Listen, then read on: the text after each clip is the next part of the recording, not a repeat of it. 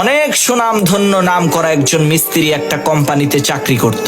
যখন সে বুড়া হয়ে গেল তখন সে তার কোম্পানির মালিককে বলল, স্যার, আমি গত 30 বছর যাবত আপনার এই কোম্পানিতে চাকরি করছি।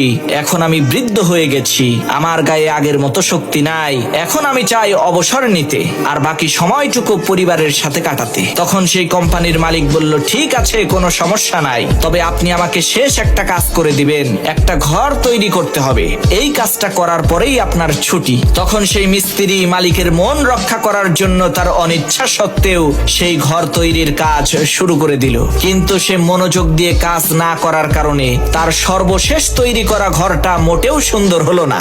ঘর তৈরির কাজ সম্পূর্ণ হওয়ার পর কোম্পানির মালিক যখন ঘরটাকে দেখতে আসলো তখন ওই মিস্ত্রিকে ডেকে এনে বলল, আজ থেকে এই ঘরটা আপনার, আমাদের এই কোম্পানির পক্ষ থেকে আপনাকে এই ঘরটা গিফট করা হলো। তখন ওই মিস্ত্রি মাথায় হাত দিয়ে বসে পড়লো আর বলতে লাগলো, হায় আফসোস, জীবনে কত মানুষের কত ঘর সুন্দর করে সুসজ্জিত করে তৈরি করেছি, আজকে যখন আমার ঘরটা তৈরি করার পালা আসলো সেই ঘরটা আমি সুন্দর করে তৈরি করতে পারলাম না।